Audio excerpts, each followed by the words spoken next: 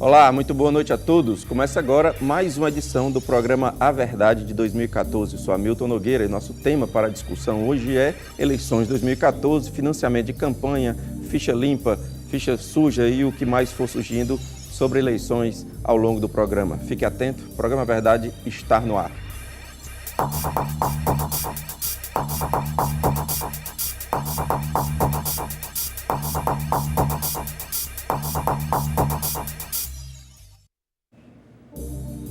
Olá, estamos no ar com a verdade de hoje, falando sobre eleições 2014, financiamento de campanha, ficha limpa, ficha suja, que mais os telespectadores, os nossos convidados forem sugerindo aqui ao longo dessa uma hora. Você participa por meio do telefone 3486-1721 ou pelo Twitter Hamilton Nog. Participe ao vivo nesta terça-feira, lembrando que às sextas e aos domingos, sempre a partir das 23 horas, você vai estar conferindo as nossas reprises. Além de você que participa aí de casa, hoje conosco aqui no estúdio estão Alexandre Damasceno, que é especialista em gestão pública e doutor em economia, além de plantonista aqui até outubro. Djalma Pinto, também conosco mais uma vez, advogado com atuação no direito público. Léo Bossar, voltando agora, ele é procurador de justiça, membro do Ministério Público Estadual. Começa o programa de hoje mandando um abraço para o designer Cláudio Quindeé, que está aí assistindo ao programa, também para o escritor Emanuel Montenegro, que lançou recentemente o Tramas de Calçada, que vou até mostrar aqui para vocês. Dá para pegar aqui? Aqui ou lá?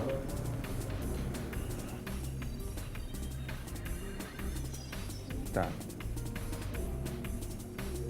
Tramas de Calçada, escritor cearense Emanuel Montenegro. Tramas de Calçada, senhores, ele faz uma comparação, diz que na calçada da cidade dele, Iguatu, é o Facebook. O atual Facebook quer saber, quer estar bem informado, é lá na calçada. Senhores, muito boa noite, prazer em recebê-los. Prazer, mais uma vez, conversar aqui sobre assuntos agradáveis e desagradáveis, mas extremamente necessários para o processo de outubro de 2014. Já vamos começar com ficha limpa. Recentemente eu recebi uma lista, hoje, salvo engano, 11 candidaturas somente indeferidas para o pleito de 2014. Há uns 3 meses, essa lista era de 200, 300 pessoas com problema na justiça. O que acontece? Que 3 meses antes do processo eleitoral, tantas pessoas têm pendência e, às vésperas da eleição, esse número reduza tanto. O que acontece? É brecha? Realmente não havia problema? Enfim, boa noite. É porque, boa noite, o problema é o seguinte, os tribunais de contas da União, do Tribunal de Contas do Estado, Tribunal de Contas dos municípios, esses tribunais são obrigados a encaminhar uma relação daqueles gestores que tiveram conta desaprovada em julgamento definitivo. Essas contas, entretanto, para ensejarem a inelegibilidade, elas precisam detectar irregularidade insanável que tipifique ato doloso de improbidade. Então, em muitos casos, a Justiça avalia o fato que ensejou a desaprovação, não se enquadra nesse tipo de ato doloso de improbidade. Isso outros casos... Não confundir com a tecnia, é isso? Não, aí não é a tecnia, porque a tecnia, né, ela não gera sequer a inelegibilidade. O ato doloso de improbidade, sim. Que tem que ter esse cuidado para que não se confunda um pequeno problema sanável com algo realmente irregular, é isso? Correto, mas para o Tribunal de Contas, ele desaprovou as contas, ele tem que mandar. Pode ser uma desaprovação ou aprovação com ressalva, e o fato é que, para ficar configurada a inelegibilidade, é imprescindível que o ato que motivou essa desaprovação tipifique um ato doloso de improbidade. Muitas vezes o candidato que está nessa situação, ele vai à Justiça. E a Justiça, então, examinando, concede uma liminar, uma medida cautelar, suspendendo os efeitos da decisão do Tribunal de Contas. Então, o cidadão se torna elegível por conta dessa decisão. Por outro lado, o grande problema que a lei eleitoral precisa evoluir é porque, paralelamente à desaprovação das contas, existem aqueles casos em que o cidadão está denunciado pela prática de crimes. Crimes comuns, inclusive? Crimes contra o patrimônio, crime contra a vida, contra a fé pública, contra a administração pública.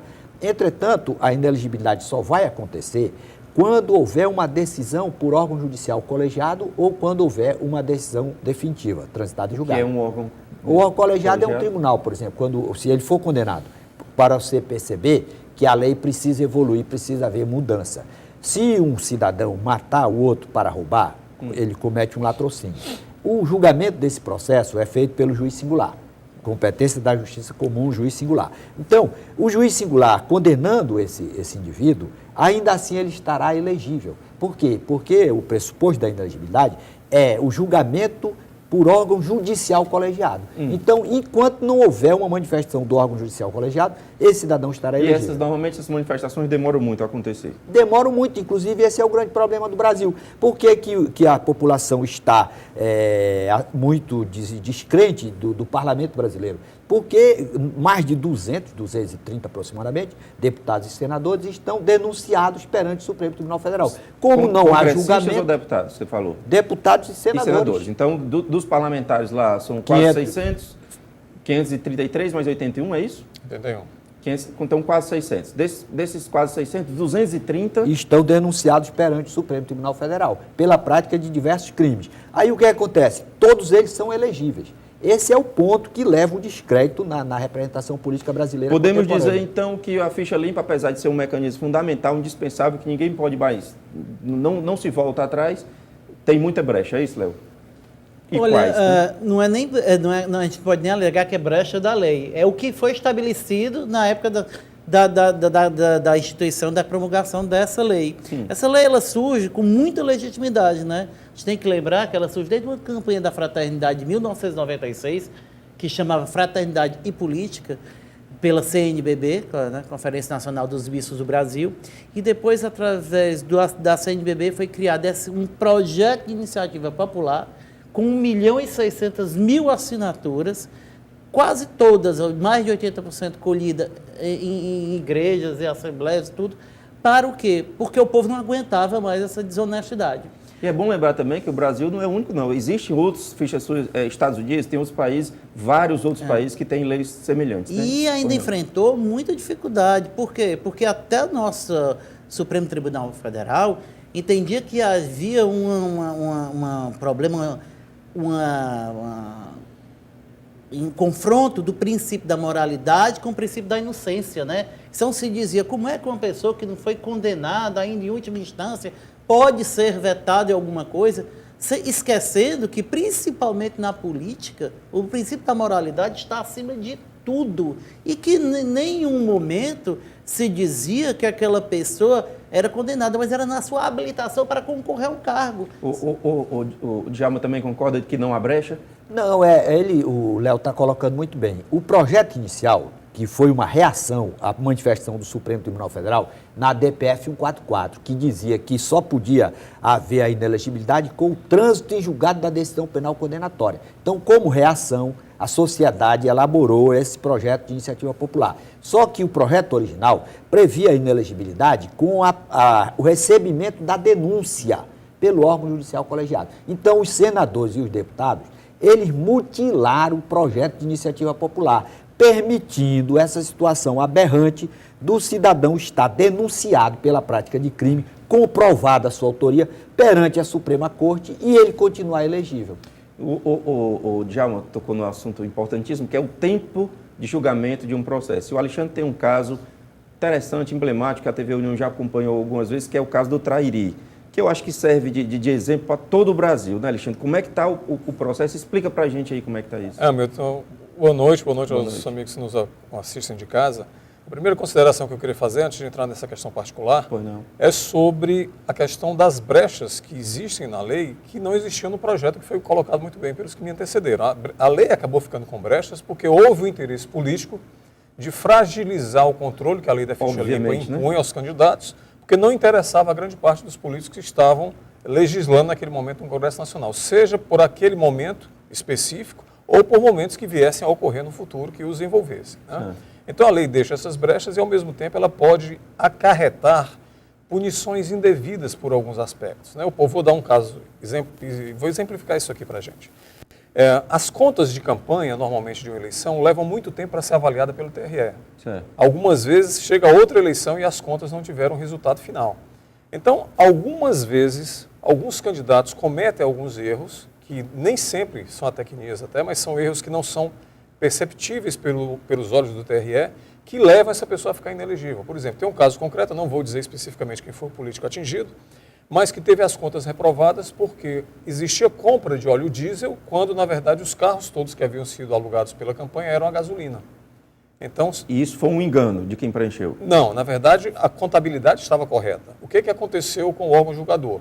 A informação não veio clara o suficiente e já houve a condenação das contas. Na verdade, houve a explicação de que aquele óleo diesel foi comprado para carros de som que usavam gerador. Então, aquele candidato específico seria punido por uma questão técnica, que a contabilidade estava correta, mas a percepção do julgador não foi suficiente para perceber isso.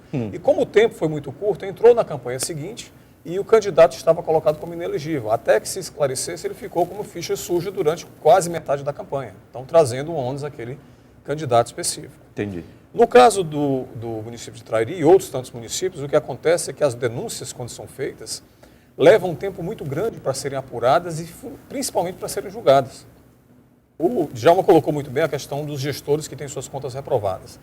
Mas, às vezes, a conta é reprovada pelo Tribunal de Contas, a Câmara Municipal, por uma pressão política, derruba essa reprovação das contas, passa a valer aquela posição e cabe ao tribunal, ao Ministério Público, algum cidadão, algum político local que queira fazer oposição clara àquilo, fazer a denúncia. E essa denúncia, muitas vezes, gira 2, 3, 4, 5 anos. Muitas vezes o político termina o mandato onde ele está, concorre, é eleito novamente, termina o segundo mandato, que é o caso em questão. Que é o caso específico de Trairi, e não tem a sua punição colocada. Esse caso particular foi uma denúncia formalizada em 2007 por mim, enquanto vereador do município, de superfaturamento da merenda escolar. O prefeito, à época, terminou o seu mandato até 2008, concorreu à reeleição, foi eleito, passou o seu mandato de o seguinte, né, aliás, de 2009 até 2012. E agora, semana passada, que o Ministério Público Federal conseguiu pedir o indiciamento dele e do responsável pelas compras pelo superfaturamento, né, onde Portanto, ficou constatado 9 anos depois? 7 anos depois da ocorrência da denúncia. Então, a eficiência desse mecanismo, que como foi mutilado pelos legisladores, ficou realmente muito pequena. Mas houve um avanço, sem dúvida, nós não podemos desconsiderar nunca a importância da lei da ficha limpa e precisamos pressionar junto com os outros itens que a sociedade tem que pressionar para que ela seja aprimorada e que não só quem tem a ficha suja fique barrado, quem tem as mãos sujas também já fiquem Mas impedidos esse aprimoramento, ok, nós avançamos e precisamos avançar mais. O que é? Depende de quê? De Congresso, de jurisprudência, de quê? Podia haver um outro projeto de iniciativa popular com a população mais consciente e exigindo que a inelegibilidade ficasse configurada com o recebimento da denúncia. Por quê? Porque nós vivemos... Mas isso iria à votação nas duas casas. Claro, tem que ser. Por quê? Porque nós estamos num Estado democrático de direito, em que o princípio da ampla defesa, do devido processo legal, está consagrado e é assegurado e todo mundo pratica hoje no Brasil. Antigamente, na Lei Complementar número 5, no tempo da ditadura, o Ministério Público oferecia denúncia graciosa. Aí realmente você era um perseguido, você fez uma crítica contra o governante, ele mandava fazer uma denúncia contra você, denúncia criminal. Mas hoje, realmente, nós estamos vivendo a plenitude da democracia brasileira. E o cidadão que está denunciado pela prática de um crime, ele tem plena condição de chegar no tribunal e dizer, olha, esse meu processo, eu posso realmente comprovar que há uma ilegalidade, um excesso nessa denúncia, e a justiça comum mesmo suspender aquela inelegibilidade. O que não dá mais para o Brasil conviver é essa situação aberrante do cidadão praticar diversos crimes, a documentação está lá comprovando a autoria, a materialidade, tudo realmente comprovado de forma definitiva, e o cidadão ainda ser um legislador, falar em nome do povo, isso é uma excrescência. Como é que o eleitor... fichas sujas históricos, não só de agora, já há 30 anos aí se envolvendo em todo tipo de maracutaia. Aí ele diz não tem condenação por órgão judicial colegiado. Então, como é, Hamilton, que o eleitor pode dar efetividade ao princípio da exigência da vida pregressa, compatível com a grandeza do mandato? O mandato deve ser privativo de pessoas idôneas, de pessoas que têm o espírito público e não de pessoas que queiram usar o poder para ficar rico. E o preço da democracia é, às vezes, demorar-se provar o contrário. Isso correto, mas como é que o eleitor pode fazer? O eleitor pode saber quais são os candidatos que estão denunciados perante o Tribunal de Justiça, perante o Supremo Tribunal Federal. Isso é fácil. Buscador ali na internet, bota o nome, processos. Aí saber, se informar, pedir para o candidato, venha me dizer aqui qual foi o crime que você praticou, ou melhor, como é que você responde a essa denúncia. Porque nós temos a situação do cara falar na televisão, como é que um candidato está denunciado pela prática de diversos crimes, vai ser o legislador? Olha, tem uma pergunta aqui interessante, na verdade foi feita já há alguns dias.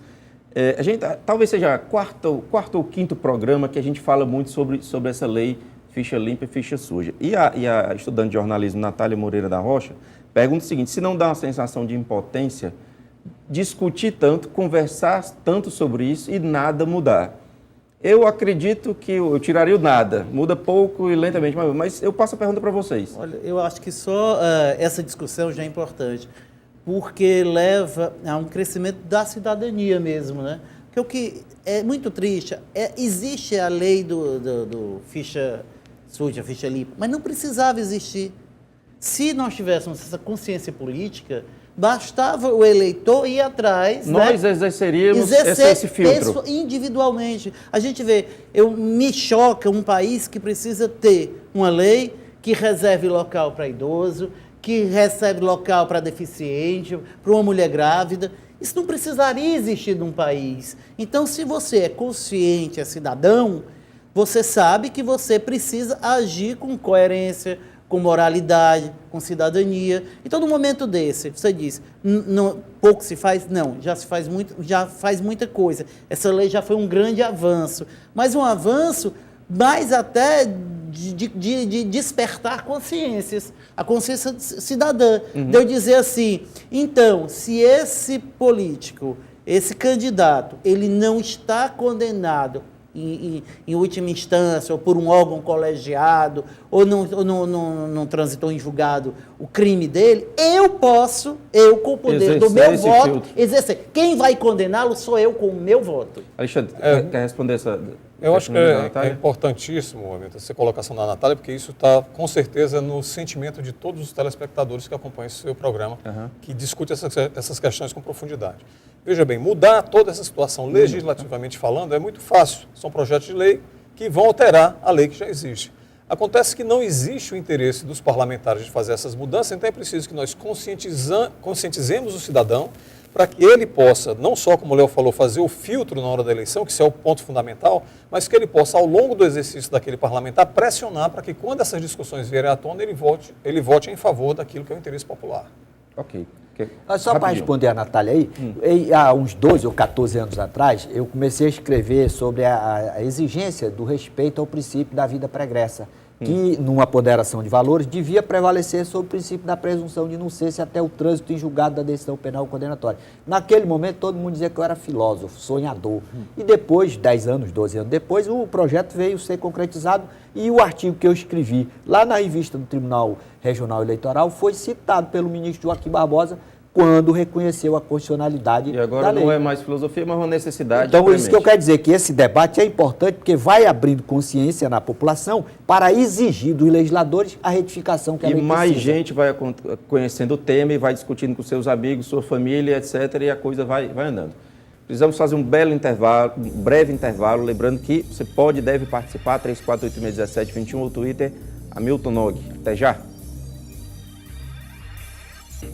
Olá, estamos no ar, segundo bloco do programa Verdade de hoje, falando sobre eleições de 2014, ficha limpa, ficha suja, financiamento de campanha e mais o que convidados e telespectadores forem pautando. Você participa, 34861721 ou o Twitter Hamilton Nog. Participe ao vivo nesta terça-feira, lembrando que às sextas e aos domingos, sempre a partir das 23 horas, você vai estar conferindo as nossas reprises. Além de você que participa de casa, aqui conosco hoje no estúdio estão Alexandre Damasceno, que é especialista em gestão pública e doutor em economia. Conosco também Djalma Pinto. Djalma Pinto é advogado com atuação em direito público.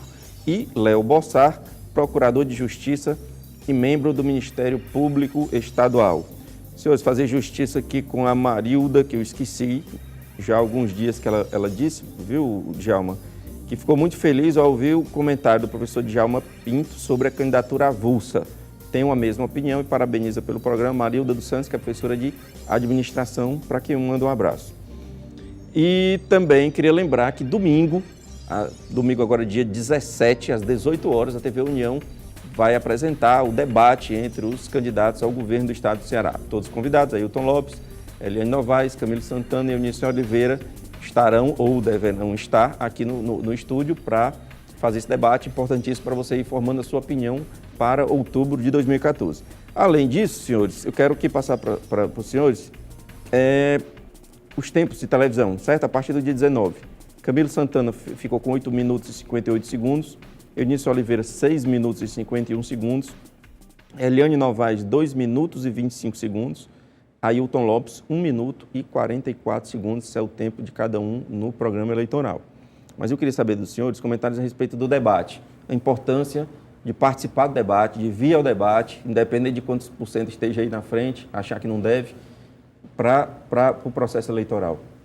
Olha, o debate é um instrumento muito útil para que o eleitor possa fazer uma aferição daquele que ele vai escolher para ser o seu representante.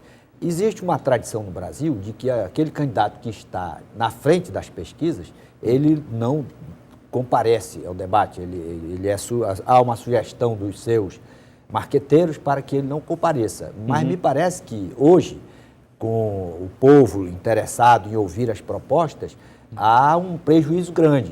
Basta dizer que, se o candidato souber, aquele que compareceu, souber explorar essa ausência, pode colocar as questões que teriam os cidadãos a fazer em relação aos pontos vulneráveis da candidatura e, com isso, criar um prejuízo muito Respeito grande. também até, mesmo você estando na frente, com muito percentual muito à frente, respeito a essa massa de gente que está votando em você e quer saber o que você tem a dizer. É questão de respeito com o eleitorado.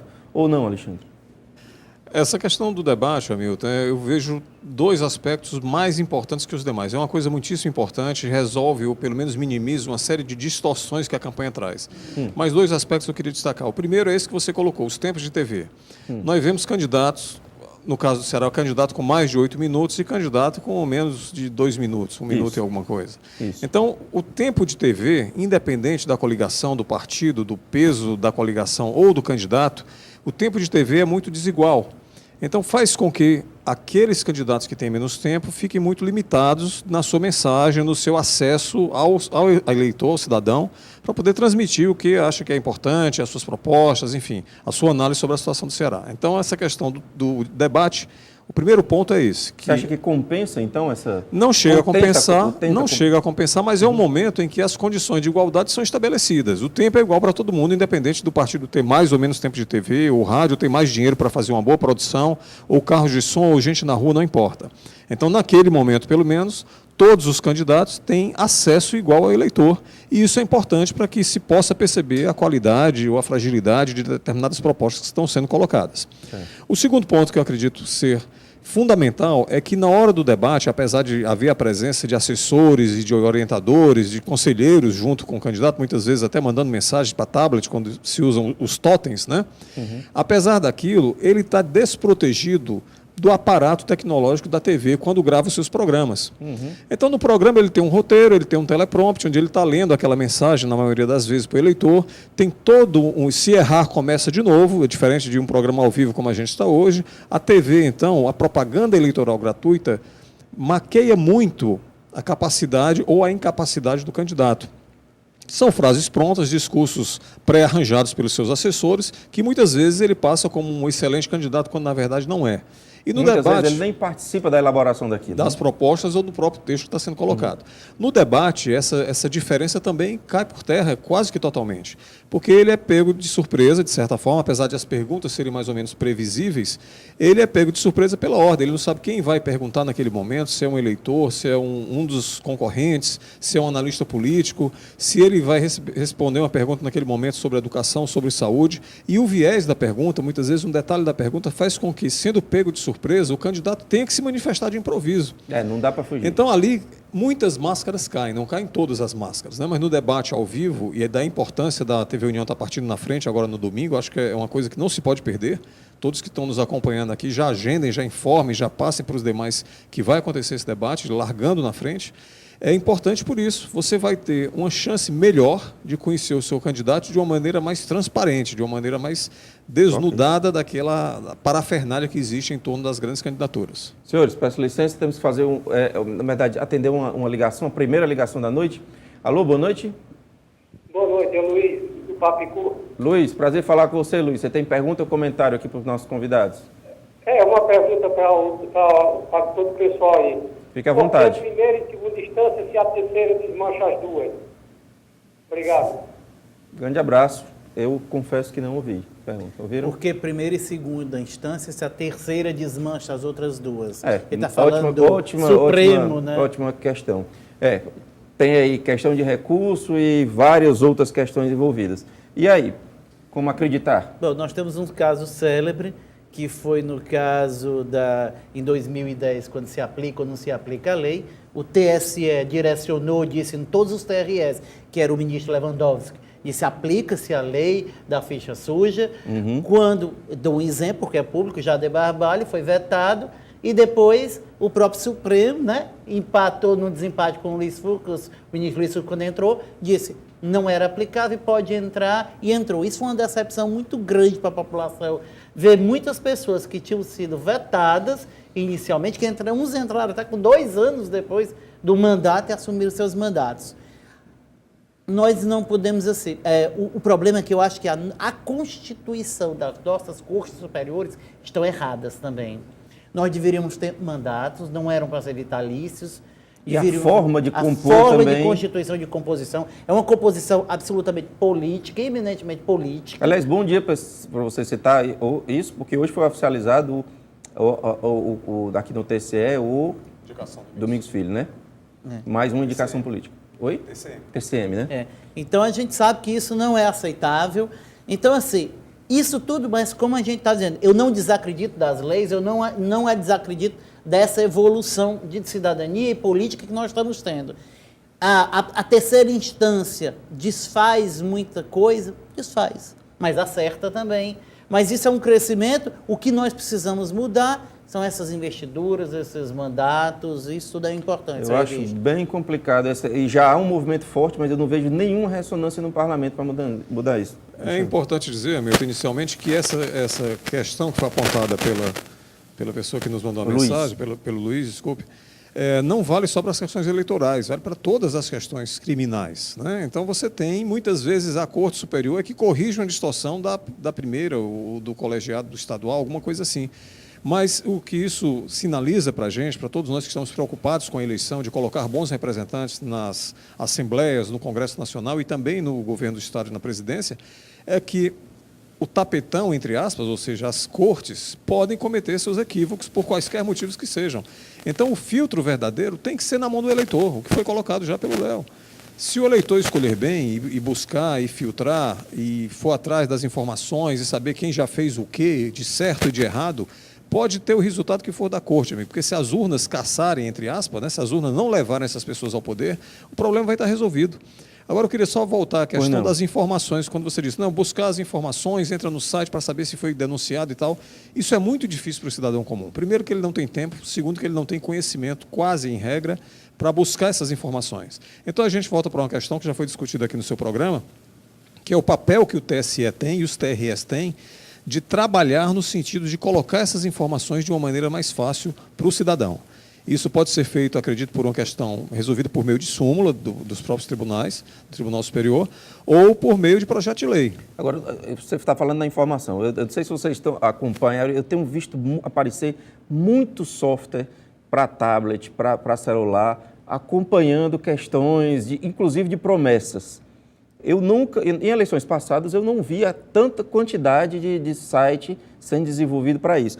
Aproveitando, inclusive, coincidentemente, a Marilda, mesmo Marilda dos Santos, que falou, que fez o comentário, viu, Djalma? Ela disse que tentou ligar, mas o telefone estava muito ocupado, e ela comentou sobre o site votoaberto.com.br, onde pode-se verificar o extrato parlamentar de deputados federais. www.votoaberto.com.br. Hoje eu também tive notícia de um aplicativo para celular chamado voto versus veto. Eu tentei baixar, não consegui, mas não sei ainda dizer da eficiência do software. Mesmo os observatórios sociais, no Ceará nós não temos nenhum, no Nordeste temos na Bahia, quer dizer, uma vergonha. É uma peça fundamental, um observatório social, que acompanha todas as contas dos municípios, do Estado, acompanha a vida dos parlamentares, o que fazem. Isso é acadêmico ou um órgão? Não, é constituído pela sociedade civil organizada. Qualquer pessoa, um grupo pode se organizar. Isso seria bem colocado dentro da academia, o UFC, Com certeza. o S. Pessoas que têm um compromisso com a cidadania, pode montar um observatório social. A situação seria ideal dentro das universidades, poderia também ser feita pelo próprio parlamento, no caso do Estado, a Assembleia, poderia ter servidores destinados a isso, tem cargo comissionado para tanta coisa e para tantos deputados. Por que não haver alguns cargos para se fazer uma seleção séria, uma seleção isenta para colocar advogados, pessoas especializadas em contabilidade, em diversas áreas, para poder fazer essas pesquisas e tornar disponível isso para a população? A resposta é simples. Por que não? Porque não interessa a grande parte dos parlamentares que hoje estão nessas casas. Então, na universidade, o que seria necessário são fontes de fomento, porque isso não se faz sem recurso, é preciso você ter uma infraestrutura, você tem que pagar pessoas, comprar computadores, enfim, uma série de recursos. Para isso, é necessário haver o custeio. E aí a gente precisaria das agências de fomento, de pesquisa, como a CAPES, como o FUNCAP e outras ações que são financiadas, e essa também poderia ser por essas agências. Não é difícil, o que falta, na verdade, é vontade política para que isso possa acontecer. Agora, o que é fundamental é que cada cidadão tenha consciência que o poder é exercido em seu nome. Ele, o cidadão eleitor, que é o titular da soberania popular. Você não acha que essa compreensão tem avançado, não? Tem avançado, mas precisa ser fomentada a partir da escola, do ensino fundamental. Essa ideia, olha, você vai ser um governante, você vai ser um deputado, um senador, mas você tem que ter a consciência de que você é um representante do povo. Você não está ali para representar, para defender o seu interesse pessoal. Você está ali para agir, atuar em nome do povo, defendendo o interesse coletivo. Isso é que nós precisamos compreender, essa ideia de coletividade e tirar um pouco esse egoísmo exacerbado, esse individualismo. E com relação à Suprema Corte, à terceira instância, uma coisa que o eleitor precisa ser rigoroso e criar um constrangimento nos senadores. O ministro do Supremo Tribunal Federal, ele é indicado pelo presidente para ter o seu nome examinado pelo Senado da República. Sabatina. Ele vai sofrer uma sabatina. Ora, se o indivíduo que é senador está denunciado perante o Supremo Tribunal Federal... Que moral é que ele tem para fazer essa sabatina? Como é que o réu, isso é que a nação precisa acordar, para provocar um constrangimento naqueles que estão denunciados perante o Supremo, se eles mesmos terem esse desconfiômetro de não criarem essa verdadeira ilegitimação. E hoje, com redes sociais, é muito fácil criar esse constrangimento. Inclusive, já houve casos em que pessoas levadas ao Supremo já foram advogados de políticos que estavam presentes na casa, inclusive, né, no Senado. Então, esse constrangimento é fundamental. A gente precisa realmente tornar mais vigilante o olho do cidadão junto aos parlamentares, tanto federais como estaduais. Às vezes a gente fala que existe uma lista de candidatos. Não existe essa lista é informal. São pessoas que despontam mais para ir ao Supremo. Mas isso começa um trabalho de anos, com todo acesso, frequentando todo o Congresso Nacional, senadores. E já existe um lobby muito forte que compromete, infelizmente, há de comprometer a isenção do futuro ministro. Redes sociais é um local interessante para se travar esse debate e promover esse constrangimento que o Djalma falou? Com certeza as redes sociais vêm mudando muito esse perfil, né? Eu sempre bato na questão do acesso, que ainda é limitado. Muita gente, quando as estatísticas vêm de uso de internet, dá um percentual altíssimo de casas brasileiras que têm acesso à internet. Mas quando você vai ver, é uma velocidade muito pequena, é uma velocidade que não atende, tem limitações tecnológicas grandes, não só no acesso à internet, mas também o tipo de equipamento que está sendo utilizado. Então, o que eu coloco sempre, daqui a talvez 6, 8, 10 anos, a gente esteja num ponto muito bom de influência das redes sociais em relação a todas essas questões que nos afligem. Mas ainda é um pouco incipiente, a gente tem que trabalhar muito nesse sentido. O André Luiz, que sempre participa do programa, ele disse que é o seguinte: o político é ficha suja, o juiz é ficha suja, a mídia, no nosso caso, é ficha suja, o eleitor é ficha suja. O que fazer para ter ordem e progresso? está mais pessimista do que você, viu, Alexandre? Em primeiro lugar, começar uma verdadeira revolução de mentalidade a partir da família, da escola e da própria sociedade como um todo. No sentido de quê? De conscientizar cada pessoa de que ela tem que se colocar no lugar da outra pessoa, para nós termos uma sociedade justa. Porque, sob o ponto de vista formal, o Brasil está perfeito e acabado. A Constituição brasileira é uma das mais evoluídas do planeta na atualidade. Um dos objetivos da República é a construção de uma sociedade livre, justa e solidária. Ora, uma sociedade só vai ser justa se os homens que a integram tiverem o compromisso com a realização do ideal de justiça. Você está querendo dizer, então faça a sua parte. Em última análise E também nós temos que trabalhar a ideia de que o dinheiro público é coisa muito sagrada. Mas vocês concordam com o André Luiz que o quadro é tão ruim assim? Não, mas não pode ser, não pode deixar de ser mudado. Nem enquanto a vida é esperança. Nem acho que o eleitor seja ficha suja. Eu não posso considerar que o eleitor seja ficha suja.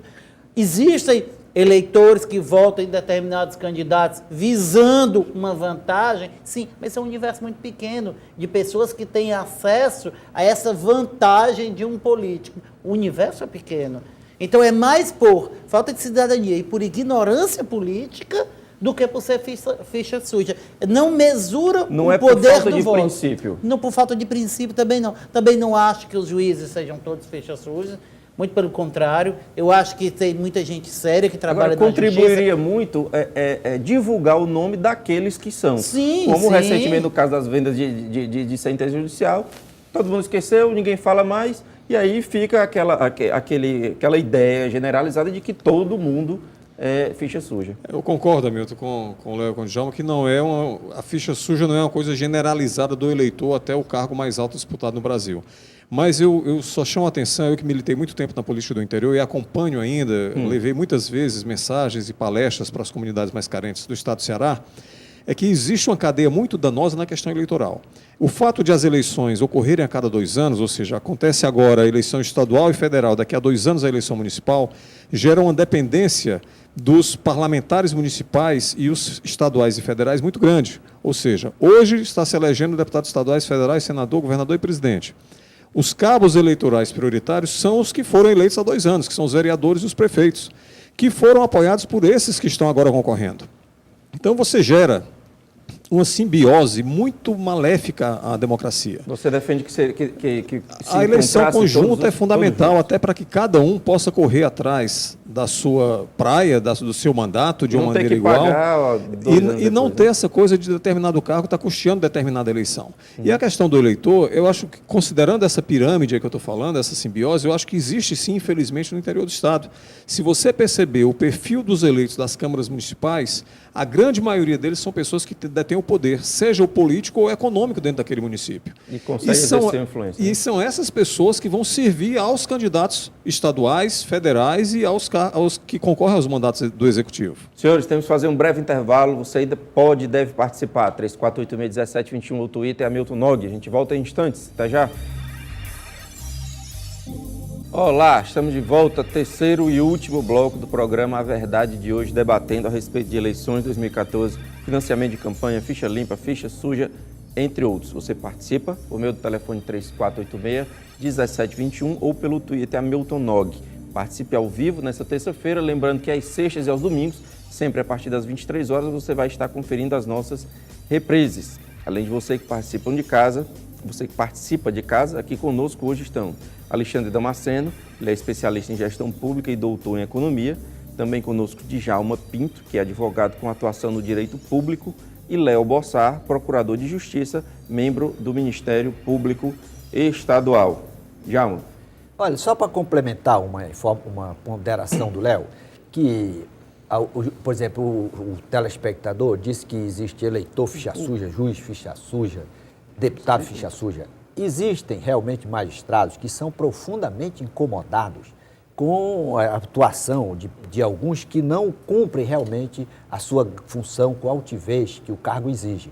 Nós temos no Brasil, em todos os níveis, no primeiro grau, no segundo grau, nos tribunais superiores, magistrados devotados à causa pública, comprometidos com a realização do ideal de justiça, que trabalham com todo o seu empenho, para que realmente a lei seja aplicada com isenção e com neutralidade.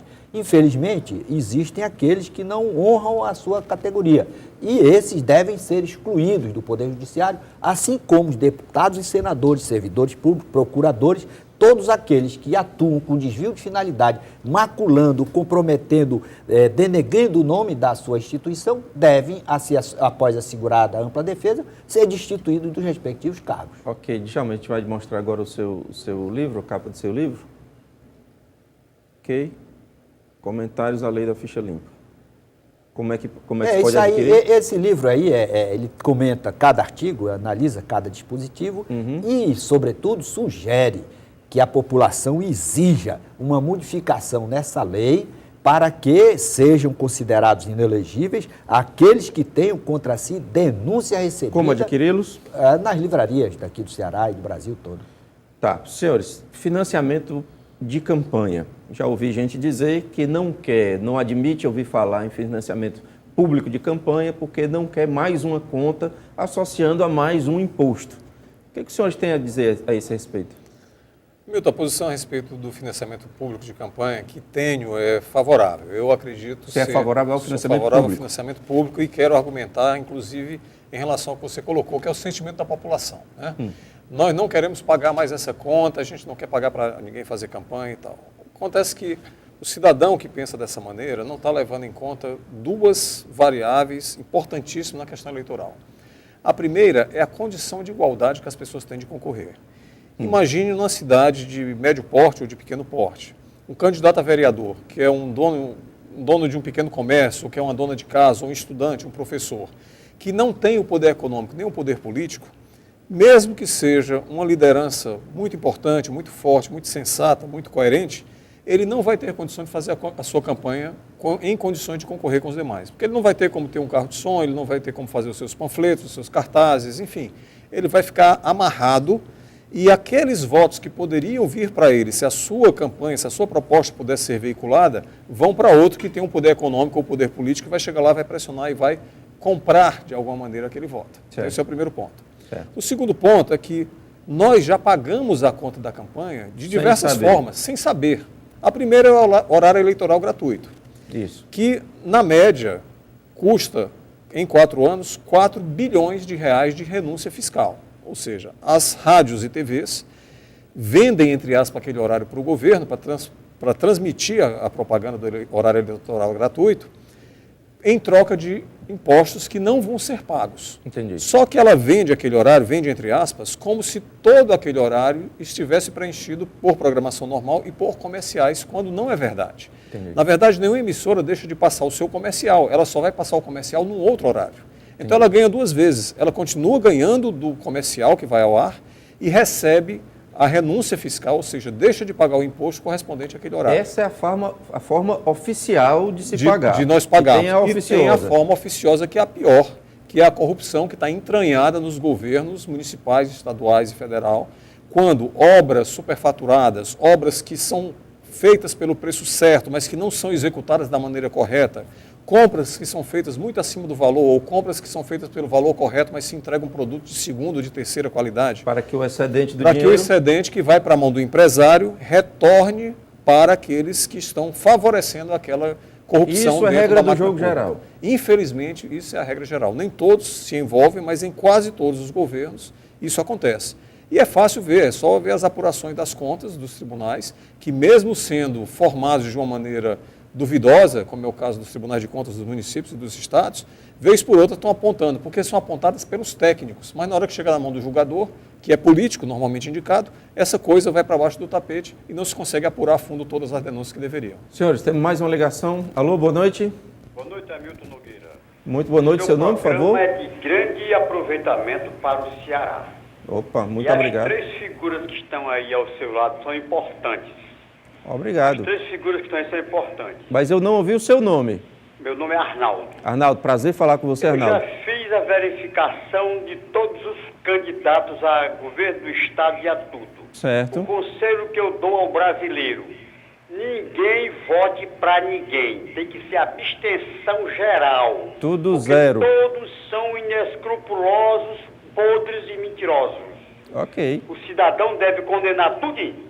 já que não tem justiça. Nós vamos condenar. Ok. Aí Arnaldo, são 3 figuras importantes, 3 cidadãos, 3 autoridades, e você, seu programa é ótimo, é excelente. Ok, eu Arnaldo. vou votar 000, confirma para tudinho.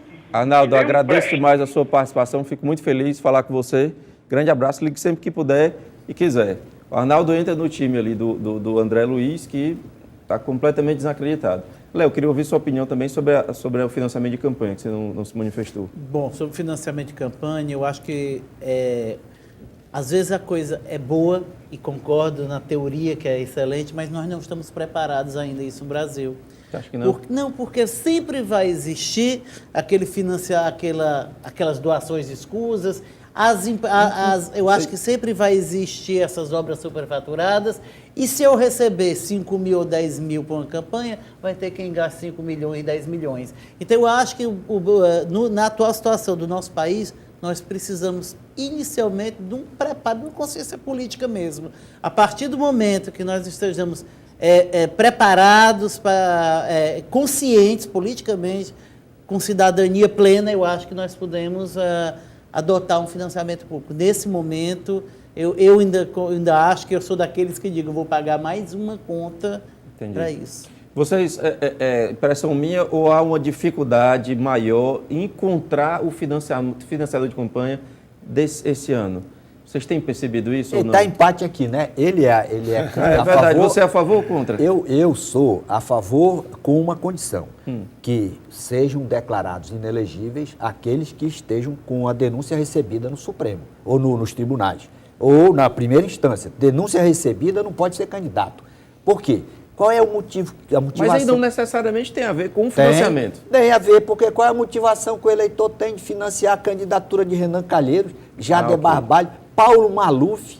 Aí o eleitor vai tirar o dinheiro do seu tributo para financiar a candidatura de quem está denunciado, quem cometeu crime, que o Ministério Público avaliou, viu a materialidade, a autoria e ofereceu denúncia. Então nós temos que evoluir primeiro, para então acolhermos os argumentos que são relevantes do doutor Alexandre, porque a nossa eleição, ela se caracteriza, apesar da Constituição dar muita ênfase ao princípio da igualdade, com a desigualdade. Você vê um candidato tem 8 minutos, outro tem 2 minutos, outro tem 1 minuto e meio. Então, e claro que já está desequilibrada aí a disputa, nós temos que garantir a isonomia. E essa desigualdade fica mais agravada quando o critério para a conquista desse tempo é muitas vezes a venda da legenda, o aluguel da legenda. Não existe nenhuma identificação programática. Aluguel de legenda, como é que funciona isso? Vende a legenda, quem comanda. Dinheiro. Quem comanda troca por cargo, pela maneira mais espúria possível. Então, nós temos que, primeiro, democratizar os partidos. Aí você tem razão, Léo. Nós temos que ter uma consciência política mais apurada. Como é que se dá isso? A partir da escola do ensino fundamental, compreendendo que o poder é um instrumento para servir a coletividade, não é para você ficar rico. E também começar a desmistificar essa ideia de que o homem tem que chegar no poder de qualquer jeito, comprando voto, matando o adversário, perseguindo quem diverge da sua ideologia. Nós temos que compreender que a vida é muito curta. Agora mesmo nós morreu o Ariano Suassuna e morreu o Norberto Odebrecht, que é o dono da maior construtora do Brasil, uma das maiores do mundo. Quem foi que a sociedade brasileira reverenciou mais? Ariano Suassuna, que não tinha dinheiro, tinha o quê? Tinha a força do espírito, tinha a leveza do pensamento, a força de expressão da sua literatura. Então, essa história de precisar do poder, precisar de muito dinheiro, vamos desmistificar isso. Você pode, jovem, adolescente, você, cidadão, pode ser muito brilhante, muito útil à sua coletividade, sem precisar fazer dano nenhum para a coletividade, nem para nós temos aquele velho problema de autoestima de que o símbolo do sucesso é o dinheiro, né? Ter dinheiro para Mas tem que desmistificar isso. Mas tem que falar sempre isso. Pois é, Milton. O dinheiro e o poder, né? O Steve Jobs dizia que não adianta o cara ser o homem mais rico do cemitério. Nós vamos morrer, não vamos levar nada. Alexandre, eu queria também um comentário seu. Pois não. Fica à vontade de falar, mas eu queria ter um comentário seu também a respeito do seguinte: muitos vereadores querendo ser deputados, com candidatura a deputado. O que esperar desse movimento? Por que essa mudança de parlamento? Eu queria fazer três comentários em um, né? O primeiro, uma pequena réplica a essa questão do financiamento público de campanha. Eu mantenho a minha posição pelo seguinte: eu não estou defendendo que haja o financiamento público de campanha e mais o privado, né? Eu acho que o financiamento tem que ser exclusivo público de campanha. E olha só o equilíbrio que isso vai dar. Você vê campanhas de governador onde um vai gastar 200 mil e o outro vai gastar 20 milhões. Isso oficial, porque por baixo do pano pode ser muito mais, você não tem como controlar. Certo. Se esse financiamento for público e exclusivo, suponhamos que seja, vamos chutar uma verba aqui, 1 milhão para cada candidato. Certo.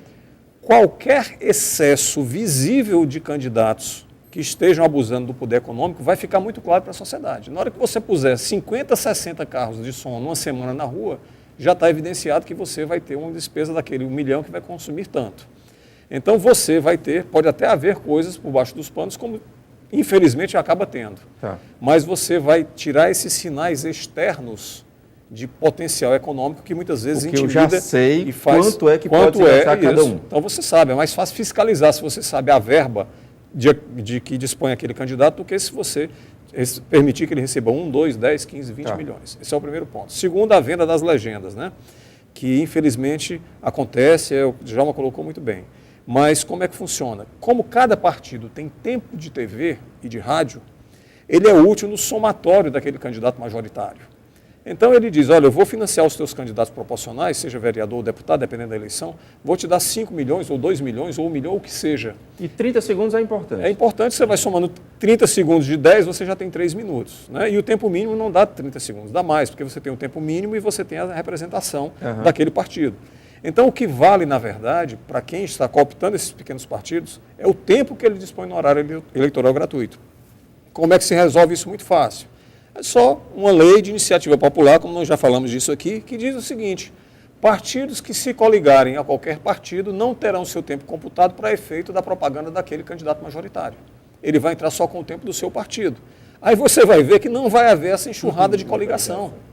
Porque aquele tempo perde o valor, porque ele não vai ser agregado àquela valor campanha. de mercado. O valor de mercado cai. É uma mercadoria que não vai interessar aos candidatos majoritários. E a questão de vereadores que querem ser deputados, eu atribuo isso a 2 ferramentas que são muito utilizadas. A primeira é ganhar a visibilidade na campanha, que é uma visibilidade gratuita. Ele vai estar na Câmara exercendo seu mandato, não precisa se licenciar, não precisa renunciar. Se perder, volta. Se perder, aliás, nem volta porque ele já continua. Né? Ele concorre no mandato, é a excrescência que a gente está vendo na Assembleia. Deputados pagos com dinheiro público trabalhando um dia por semana. Então você vê... Mas se eles trabalharem menos, a arrecadação sobe, não? Então, você vê os candidatos querendo se projetar e muitas vezes estão a serviço daqueles candidatos mais fortes do mesmo partido.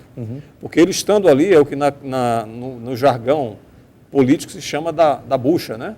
Ou seja, é o bucha de canhão. Ele sabe que não vai se eleger deputado federal ou deputado estadual, mas ele vai somar votos para que a sua legenda fique mais encorpada e que o maior número de candidatos seja eleito, recebendo algum retorno quando esses candidatos chegarem na Câmara Alta ou na Assembleia Legislativa. Senhores, temos mais uma ligação. Alô, boa noite. Oi, boa noite. Seu nome, por favor? É o Paulo. Paulo, prazer falar com você, Paulo. Você tem pergunta ou comentário para a gente? Bom, eu queria deixar uma questão no ar, até para os convidados debaterem. Eu tenho uma visão que, se por acaso um dia chegasse a acontecer de não existir o político remunerado, não fazer isso como uma profissão, o político profissional, o que poderia mudar? Quais as consequências disso, né? Quais as consequências que, se um dia isso chegasse a acontecer, da pessoa exercer a sua profissão normalmente e assumisse um cargo político só em visão a prol da sociedade? Paulo, agradeço demais a sua participação. Seu pensamento suscita um debate muito interessante. Muito obrigado. Ligue sempre que puder e quiser. Antes de passar a pergunta para os senhores, eu acho bastante complicado isso, porque você acaba tirando a oportunidade de quem não tem uma boa, uma remuneração estável, digamos assim, para o exercício político. Mas, por favor, Léo. Isso existe na Suíça. Na Suíça nós temos esse exemplo claro, sabe? Só as cortes mais altas é que existe alguma representação, mas os prefeitos, os vereadores se reúnem uma vez por semana, todos desenvolvem o seu trabalho, ninguém vive de política. Então, assim, isso é viável, é possível? Sim, isso é possível. Aí você diz assim, e a pessoa que não tem uma condição de vida? Essa pessoa não estudou, não se preparou nada, e essa pessoa estará preparada para representar essa população. O que se propõe, então, ser uma estrutura em que você não tivesse que viver da política de segunda a sexta, certeza, né? Se reúne, trabalha você e trabalharia, você não precisaria... Gente, o que a gente sabe... hoje eu vi até uma crítica sobre essa reunião uma vez por semana na Assembleia, e um deputado falando na rádio disse, mas nós nos reunimos, na verdade, para decidir uma vez por semana mesmo. O resto é comissão, é reunião. Quer dizer, ele disse as votações acontecem uma vez por semana. Ou seja, já não é necessário. Já não era necessário. Ele disse praticamente isso. Não fará muita falta à sociedade essa reunião uma vez por semana. Então, eu acho que isso é isso que eu digo, é o caminho. Se o político precisaria ser remunerado, não. O político... Agora, você disse assim, não, mas nas cortes quem vai vamos dizer, eu estou falando vereadores, deputados estaduais, essas pessoas não eram para ser remuneradas, eram pessoas que exercessem a sua atividade, a sua função, não ia impedir que ia ter o rico ou o pobre. Agora, não poderia fazer disso profissão e nem poderia dizer, e o desempregado? Bom, o desempregado talvez não tivesse um preparo, um estudo, aí esse não poderia representar essa população. Vamos girar a palavra, tem um pouquinho de tempo. Olha, nesse caso aí, o que é fundamental não é a remuneração, não, na minha avaliação, é irrelevante. O que devia ser exigido era espírito público. Porque se o cidadão não tiver espírito público, ele recebendo a remuneração... Então, tanto faz ter salário como não. Agora, é evidente, sem remuneração, talvez fosse mais atraente para aquelas pessoas que quisessem efetivamente colaborar com a sociedade. Porque o que é o problema? Não é a remuneração que causa dano para a população. O que causa é o desvio de finalidade na atuação do exercício da função. Então, seria fortalecer os mecanismos de fiscalização dessa atuação. E fomentar essa ideia do espírito público, dessa compreensão de que o cidadão tem dignidade para exercer plenamente, embora a gente saiba que precisa troca de geração para poder essa evolução ser perceptível. Mas ninguém dá o segundo passo sem dar o primeiro. Sem dúvida nenhuma, Alexandre. Eu acredito que com o nível baixo de qualidade dos parlamentares que nós temos, e aí estou falando moral e técnico, realmente não faria muita falta se eles não estivessem nas casas legislativas os dias todos da semana. Mas com o nível de problema que nós temos nos municípios e estados e com o número absurdo de desvios que existem, de desmandos que existem nos executivos,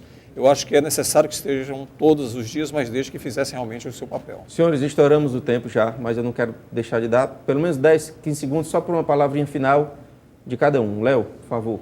Bom, eu quero agradecer o convite e dizer que o Ministério Público do Estado do Ceará e o Ministério Público Federal é muito atuante aqui. De 31 impugnações que nós tivemos, 26 foi da autoria do Ministério Público e nós fazemos o que podemos. Mas precisamos do apoio, das denúncias e do cidadão conosco. A denúncia é feita como? Telefone? Telefone, o Ministério Público Federal aceita por anônima, por internet, pessoalmente, guardamos anonimato. Então, o que nós precisamos é da sociedade junto com o Ministério Público. Procura lá o site, Ministério Público Estadual, encontra todos os contatos lá. E dizer que o Ministério Público é o terceiro do Brasil, do Ceará, e maior atuação do Brasil terceiro inteiro. Terceiro do Brasil? Terceiro do Brasil. Djalma, cada eleitor deveria examinar se o seu candidato está sendo processado.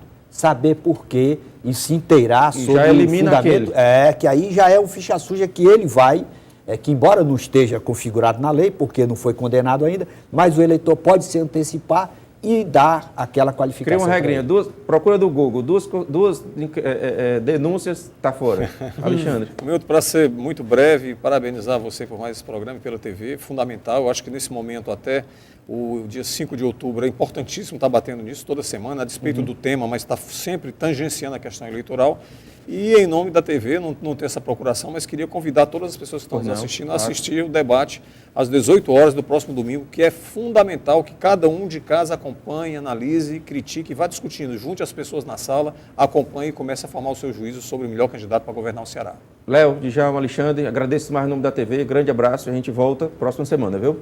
Senhores, senhoras, telespectadores, todos que ligaram, dia 17 às 18 horas, não percam o debate para os governadores, candidatos a governo do Estado do Ceará. E terça-feira que vem, nós estamos de volta com mais a verdade. Grande abraço, tchau.